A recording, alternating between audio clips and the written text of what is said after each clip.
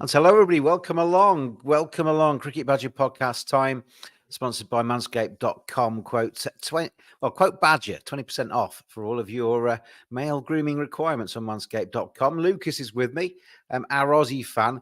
All of the England and India fans are out doing something this Saturday, but Lucas is glued to his TV.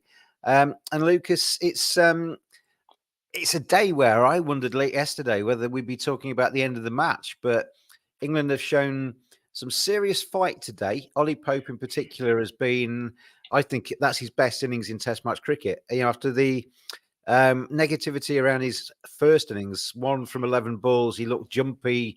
He looked a little bit out of sorts, but came in today, finishes the day at 148 not out. England have a lead of 126, which isn't massive, but still got 4 wickets left. If they could build that up to something 200-ish, then we've got a proper game on our hands, haven't we? Yeah, we do. We have a game on our hands. I think England were fantastic today, mainly due to Ollie Pope. As you said, probably his best innings in his Test career. I'll probably agree with that. Ben Duckett also contributed with a 40. Zach Crawley as well. I think they completely outplayed India's spinners. But having said that, James, the pitch is actually pretty damn good for batting. This is probably unlike an Indian pitch. This is much favour of the batsman. Of course, if the bowlers bowl the right areas for long enough, they'll take wickets. And if there's a new batsman in, might be hard to score runs. But it's good for Test match batting. So there should be absolutely no complaints to the pitch. Yes, we're only in day 2. Could go absolutely south tomorrow. But from what we've seen so far, this pitch is very docile. The odd ball, day 3, aren't we today? Day 3, yeah. Sorry, day 4, yeah. Apart from the couple of little low bounces, which let's face it happens on all pitches here and there. I think Ollie Pope's innings was fantastic today. He played the spin extremely well, especially Jadeja and Ashwin. And it wasn't really this buzz ball about it. It was really traditional Test batting. He picked the right balls to hit. The good balls he kept out. The really bad balls he smacked for fours, and really frustrated Ashwin in particular, and Jadeja and Patel. That probably would have, if you said to those three that England would be batting at the end of the day, they probably wouldn't believe you. So I think this for the first time this series, this was England's day by a mile. I expected England to lose this series. I still expect England to lose this series. I would love to be proved wrong. But at least this 148 from Ollie Pope, I mean, it's been mainly him. You mentioned Folkes and Duckett and Crawley as well, who have played bit parts in the bigger picture. But I thought Folkes batted very well. He got a very low one from Max Patel. Was unfortunate there. But 148 from 208 balls, 17 fours, no sixes for Ollie Pope. But I think he's a player who doesn't need the Bazball tag. He doesn't need to be told to go out there and be aggressive and be positive and what have you, because I think that's just his natural game anyway. I think when he's maybe struggled, it's when he's tried to go a little bit too quick. Because I think, 148 off 200 odd balls, 208 balls isn't slow by any means in Test cricket. No. And he's just played his natural game today. And I like that from him. And it showed a lot of fight. I mean, I was going to say I expected England to lose this series, but what I wanted to see from England was a little bit of spirit, a little bit of fight, and a little bit of making India work for it. And India are going to have to work for it now. They haven't just rolled over and had the tummies tickled England in this Test. They've kind of given Rohit Sharma a little bit of head scratching to do, and India know they're in a competition today. The first 2 days were very one-sided, but England have bounced back. They're still behind in the game. I still think India win this game, because I think even a chase 200 on that pitch can be done by that Indian side. But at least Ollie Pope and co have given India something to think about. Yeah, well, I said 4-1. I said that if England were to win that one Test match, it would be the first Test match. But what you said is correct. They haven't rolled over. We've seen in Ashes series where the Ashes are lost in 15 days, James. 15 short days. Yeah, right. I don't think that's this kind of series. I think England will be way more competitive. I still think they'll lose 4-1. And I'll still say they'll probably find a way to win this test. Unlikely, but I'll still stick with my 4-1 prediction.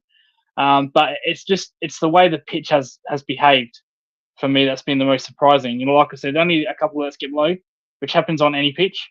But it's mainly very good for batting. Once you get past the 20-30 ball mark, you can score runs on this pitch. And I think a lot of majority of players on this pitch have made starts, not just for England, but for also India as well. Have made big starts by no hundreds. Ollie Pope is probably the first one, or is the first one that has transferred that to a big 100. So the runs are there on this pitch.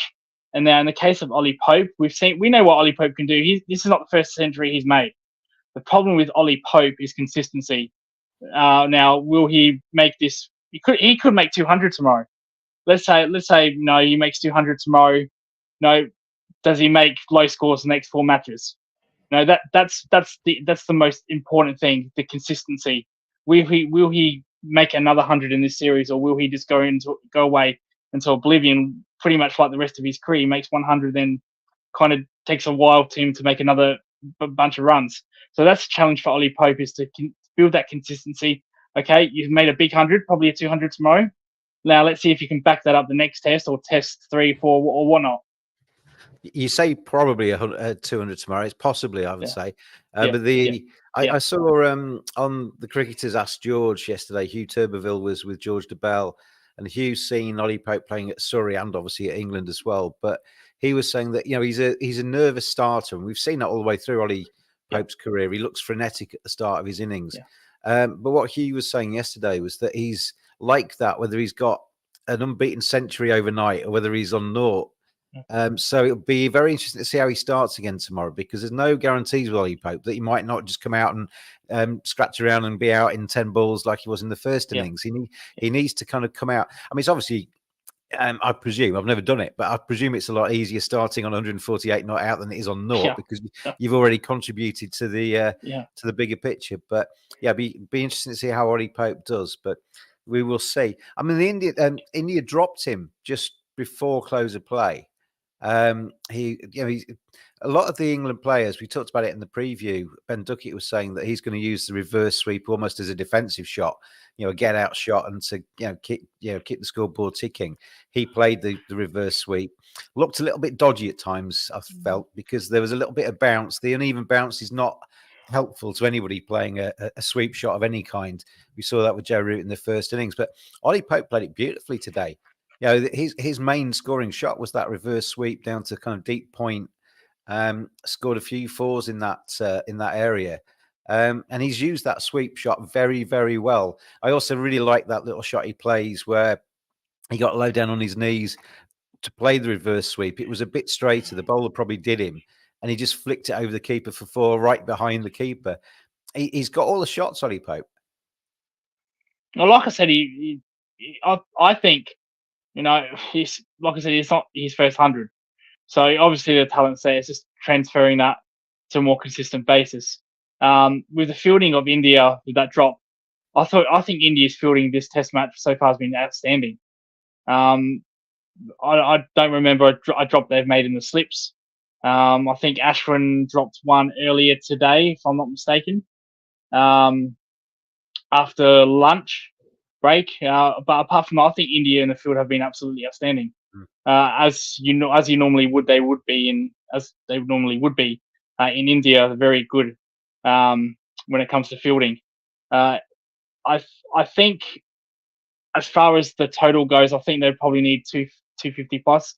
Like I said, this pitch isn't deteriorating. Now, like I said, day 4 tomorrow could be a totally different story, because India pitches do deteriorate extremely quickly. One session could be absolutely lights out for batting, and then it could be a minefield the next. But I think this pitch is a batsman paradise more than a bowling paradise. I think England would need 250 plus, just to give it a game. I think India won't lose sleep just yet, considering what they did recently in South Africa on a green top, where they just blasted 70 runs off 10 overs. I think they could possibly do the same. They could just blast their way through. especially against this bowling lineup, which in South Africa was actually miles better than what we saw in South Africa. So I don't think India will lose sleep yet. When it gets past 220, 250, I think they'll start to probably get nervous. But at this point in time, it's very comfortable for India because I know their top order and England's attack.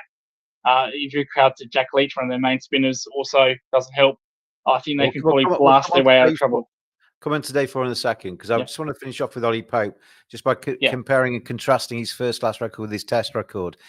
He's played 90 times in first-class cricket, which includes his tests. 6,403 runs, an average of 50.41, which in anybody's book in first-class cricket is exceptional. If you're averaging north of 50, then you are a very, very fine player. In Test cricket, just over 2,000 runs, an average of 34.45 before this innings. So the kind of difference between his first-class record and his Test record is marked, isn't it? And it all goes back to what you were saying about that consistency. We've all seen glimpses of Ollie Pope where he's been tremendous, often compared to Ian Bell. But we've also seen parts of Ollie Pope where he's looked a little bit like a walking wicket at times. So maybe, hopefully, fingers crossed from an England perspective and from Ollie Pope's perspective, he's making this number 3 spot his own. And this could be the making of him this series. Because if you can do it in India, you can pretty much do it anywhere. Let's move on to day 4 then. That lead of 126.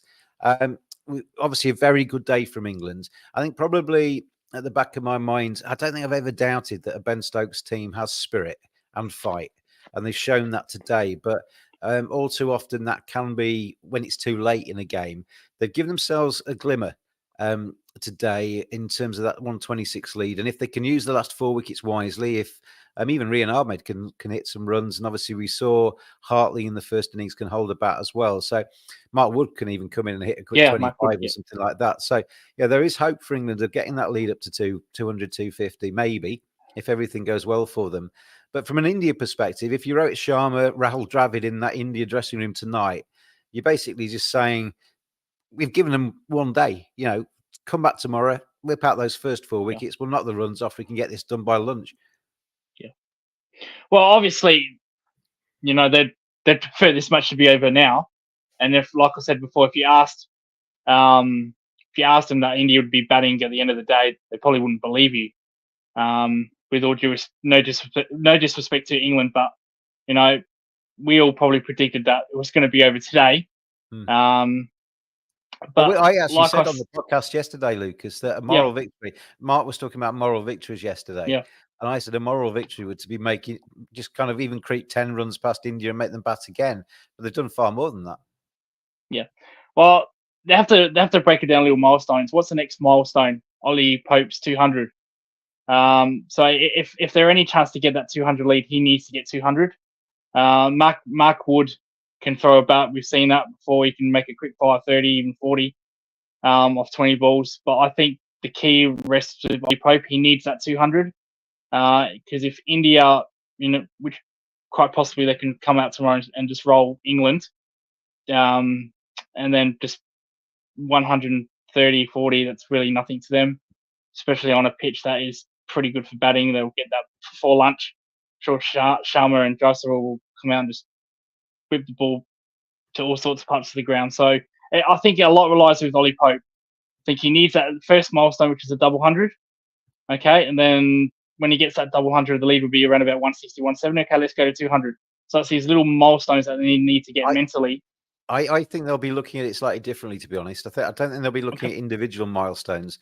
They'll be looking at later 126, right? Get to 150, get to 170, get to 190, and they'll take it in a team lead kind of way. Because if Ollie Pope goes early, then you've got Rian Ahmed and you've got Hartley to come as well. Mark Wood, you mentioned. Jack Leach can hang around with anybody. So there is batting still to come for England. I was quite pleased as well with Rian Ahmed, the way he came in at the end. He's a very confident young man, isn't he?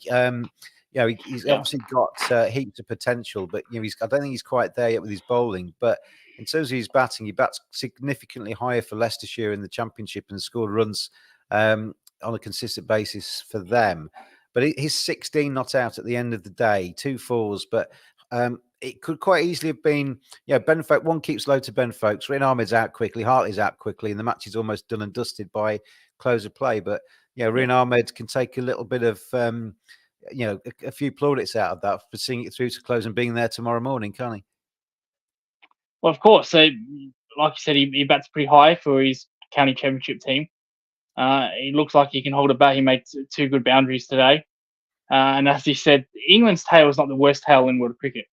Now, they can certainly make runs, certainly can hold at one end. We know what Jack Leach is capable with that Irish test where he made that 90. So they can all run deep. They can all take this game as deep as possible. Let me remind you of his one not out as well, which was a tremendous not Lucas, wasn't it? That was kind of a blur in my head. Hence I mentioned the Irish test. But no, their tail runs right down to number 11 on their day, and the longer they bat, they frustrate India. Yeah. I think if they get that lead over 200, 250, India have gone, okay, well, now we've had it for a day. Now it's up to 250, right? Then they'll start to panic. But at this point in time, I think they're still probably 100 to 80 to 100 runs short of really giving India a scare. But I think for all the signs point to India just rolling, and they'll get it together and just rolling it and then win by lunch. But we said that yesterday, and it didn't happen. What it does do, Lucas, as well, just to finish off today, is the bowlers who took a bit of stick. I mean, Root came out unscathed with his 4 for 79, but the other bowlers, I mean, Mark Wood didn't really bowl too much. I don't think he did too much wrong, but we've seen Jasprit Bumrah getting quite a lot out of the surface at times, and Mark Wood's not been able to do that. I don't think it's particularly his surface, to be fair. But then you've got Rian Ahmed, you've got Hartley, you've got Jack Leach, who's on one leg by the looks of it at the moment as well, and obviously remains to be seen ahead of the second test whether he's going to be fit to play again. But it gives them a second chance, doesn't it? If England can get some kind of total on it, even if they don't win, even if India get there, it gives them a chance to maybe take a few wickets, just kind of get into a bit more rhythm and show India what they can do, that it's not just going to be a walk in the park for them during this series. I think if India do roll them, I think England need to bowl how they did start today. I thought today when they started bowling were fantastic, especially Joe Root. I was very disappointed with Mark Wood. I for a surface like this, and I said this in the chat, I expected him to do some couple of chim music, and I never really saw. I saw one against Jadeja early in the day that really, got Jadeja in the helmet. Not that I want players to be injured. Really spooked Jadeja, and then they didn't really do much after that. So I hope Mark Wood in the second innings comes out and bowls that short. Now, obviously, you want to try the ball reverses or swings, but he's only had that a little bit today. If you're going to be using Mark Wood as a point of difference and somebody to come on and bowl short, sharp spells, then rough them up. Come in and bowl fast and actually try and, if you go for a few, you go for a few, but at least try and give them something to kind of dance around to. But he's doing it line and length, hasn't he? Yeah, well, it clearly upset Jadeja because look how Jadeja batted so slow today. He never really got off the mark. So it clearly, I know the pitches. Just on that, I don't know. Do you see his dismissal? I thought that was there were two bits of umpiring today, which I looked at and kind of thought, is that all right? There was the Jadeja dismissal where you couldn't quite work out if it was bat or pad first. Obviously, the umpire had given it out on the pitch, so the third umpire basically didn't know, so stuck with the on-field umpire. And then we had two umpires' calls as the Hawkeye was played, in terms of point of impact and in terms of whether it would hit the stumps. When there's three massive pieces of doubt in a dismissal like that, I don't think you should give it. I really don't. And then the other one was Ben Stokes, where there was a stumping. Barrett's kept really well in this test. He has, and and you couldn't quite tell if Ben Stokes' foot was millimeters off the ground or whether it was just touching the ground. And the umpire didn't know and basically just kind of went, well, let's move on. But there were two instances there where the umpiring, I mean, ultimately, in terms of how they're supposed to do their job, they did the job right. It just didn't actually sit right with me. If I'd been Jadeja walking off with those runs to my name, having got out in that fashion, I'd have been a bit unhappy. Yeah, I thought Jadeja handled that dismissal pretty well. In fact, he didn't really protest. I thought the same thing when I saw that replay of the errors. I thought, oh, he's hit that. Yeah. Well, the big And spike I was was, first, yeah, wasn't it? And usually the yeah, big it spike was, comes yeah, off the bat, not the pad. The yeah, pad's more of a dull thud, whereas the bat yeah, is a kind of a bit more of a sharp spike. And it looked like the sharp spike had come first, but I could understand the yeah, third umpire thinking, I'm not quite sure, so I'm just going to kind of like dance around it. But yeah. yeah, I I think think I was the batter. I'd feel really, really done over there. yeah, it sounded like a safe decision. Oh well, the umpires gave it out. We'll stay without. I think Yeah. the DRS this test match has been pretty poor. Not necessarily the results, but how long it's taken technology to come up on a screen. The blurriness of the cameras has been quite surprising for me, considering India has big money and they can afford all this technology. I think the cameras have been a bit blurry, especially with that Stokes stumping dismissal, where it could have been his sprig, it could have been anything. I thought that was a little bit blurry for me. It's really hard And to also tell, isn't just it? When you're looking down yeah, on a yeah, foot, it's really hard to tell. If the camera yeah, was right on ground level, you'd be able to see if there was yeah, any clear air, but you yeah, of just course, can't yeah. from that angle. You just But, can't see, but can you? yeah, no, it's hard to tell. But I think the review system is in some cases taking too long, and I don't know why. Well, England's Maybe reviews didn't yeah. take very long. They burnt all theirs in about N- what was it, 8 overs or whatever it yeah, was at the start of the yeah, Indian innings, I know. and they regretted that as well. But if you Yeah, watched they did. India's Yeah, second yeah, part, there was a few calls, especially when Joe Root was bowling, where yeah, you thought if they had still got three referrals, they would have yeah. taken it there and they could have got a wicket, but they didn't. And I think it scared India because there was one where they missed a review with Bumrah, where there was an LBW decision. They didn't go up. They're very hesitant to go up. Yeah. And I think that might have taken a part of it because England did burn the review so quickly. And we can see in India, I think, in my opinion, it's the hardest place to umpire in world cricket is India. And I think when you burn reviews so quickly, I think the consequences can be disastrous. And I think India were very hesitant with their reviews today. Let's round up then. Tell me what you're going to think is going to happen tomorrow. India win? I think India will win. I think England will probably get rolled in the probably first half an hour. They'll have a lead of 150, 160, and India will probably get that by T tomorrow. But we've said that before, James, didn't we? We said that yesterday, and It's that didn't amazing come true. But that's my opinion. amazing how different 2 days can be sometimes. We saw Ollie Pope bat all day basically today, and then Yeah. he could quite easily just rock up tomorrow and be out first ball. But we will see. The, But I'll tell you what. the good thing about India though, they have great mental strength. Though they're never out of it. So even though what you might think 150, that's a tough target. They'll never be out of the game with their mentality. I'll tell you what, though, just to finish off with, Ollie Pope, well played. A lot of people doubting him after that first innings where he did look a bit like a rabbit in headlights. And whatever he's done between the first innings and the second innings has certainly worked because he played superbly today, got power to add tomorrow, 148 not out overnight. In my opinion, by far his best test match innings for England. Given the pressure, the circumstances, the maybe the criticism that he may be aware of on social media, etc. I thought he came out there and played absolutely superbly today. So take a bow, Ollie Pope. Absolutely fantastic. Hopefully, plenty more runs for you out there tomorrow, Ollie. And everybody out there, hope you have a good rest of your day. We've got a day 4 of the test match in Hyderabad, and we'll see you at close of play tomorrow. Whoever's won it, but well played England today. At least they've given this test match a little bit of steam and a little bit of fight. We will see you, everybody, again tomorrow. Have a good day, everybody.